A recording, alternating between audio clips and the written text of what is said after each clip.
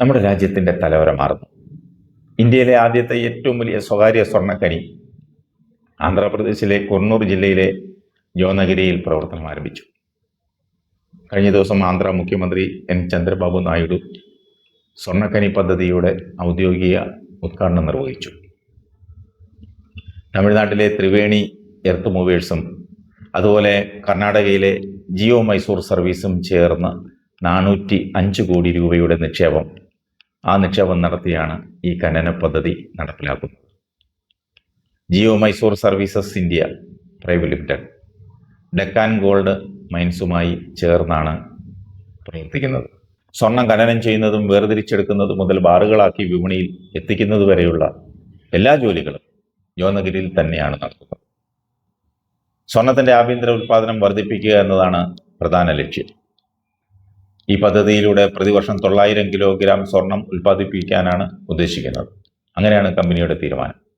1500 acre സ്ഥലമാണ് ആന്ധ്രാപ്രദേശ് സർക്കാർ ഈ പദ്ധതിക്കായി അനുവദിച്ചു നൽകിയത്.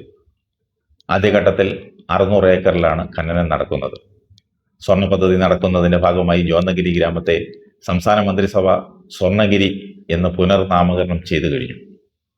രാജ്യത്തേക്ക് സ്വർണത്തിൻ്റെ ഇറക്കുമതി കുറയ്ക്കാൻ ഈ സ്വർണ്ണഗിരി സഹായിക്കുമെന്നാണ് ഈ രംഗത്തുള്ളവർ പങ്കുവയ്ക്കുന്നത്. ഒരു ഖനി കണ്ടെത്തുന്നതിനും ഇതുവരെ കൊണ്ടെത്തിക്കുന്നതിനും വളരെയധികം സമയം വേണമെന്നാണ് കമ്പനി അവകാശപ്പെടുന്നത്. അയിര് പൂർണ്ണമായും കണ്ടെത്താൻ 7-8 വർഷം വേണ്ടി വന്നു. 1000 കിലോ അയിര് ക്രഷറിലിട്ടാൽ അതിൽ നിന്നും 0.5 മുതൽ 1 ഗ്രാം വരെ സ്വർണമായിരിക്കും ലഭിക്കുന്നത്. മെച്ചപ്പെട്ട രീതിയിൽ സ്വർണം എടുക്കുന്നതിനായി ആഗോളതലത്തിലുള്ള വിദഗ്ധരുടെ സഹായം തേടിയിട്ടുണ്ട്. കർണാടകയിലെ പ്രശസ്തമായ കോലാർ ഗോൾഡ് ഫീൽഡിന്, അതായത് KGFന് സമാനമാണ് ഈ സ്വർണ്ണഖനി.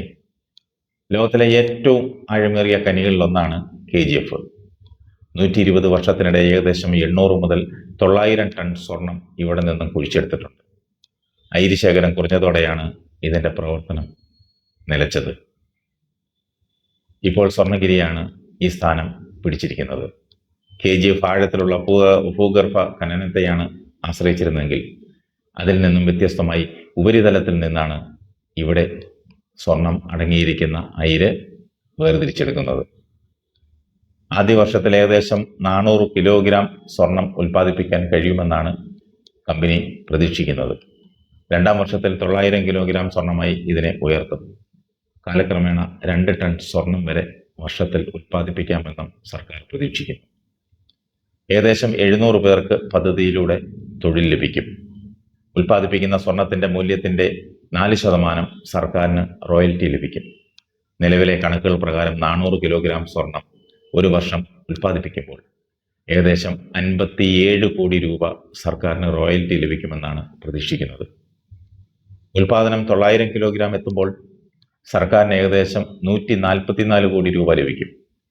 പതിറ്റാണ്ടുകളായി ഇറക്കുമതിയെ ആശ്രയിക്കുന്ന ലോകത്തിലെ ഏറ്റവും വലിയ സ്വർണ്ണ ഉപഭോക്താവാണ് നമ്മുടെ ഭാരതം. യോനഗിരി സ്വർണ്ണ ഖനിയിലൂടെ ഇന്ത്യയിലെ സ്വർണ്ണ ഖനന വ്യവസായത്തിൽ പുതിയൊരു തുടക്കമാണ് കുറിക്കുന്നത്. നിലവിൽ ഏകദേശം 13.1 ടൺ സ്വർണ്ണ സ്രോതസ്സുകളാണ് ഇവിടെ കണ്ടെത്തിയിട്ടുള്ളത്.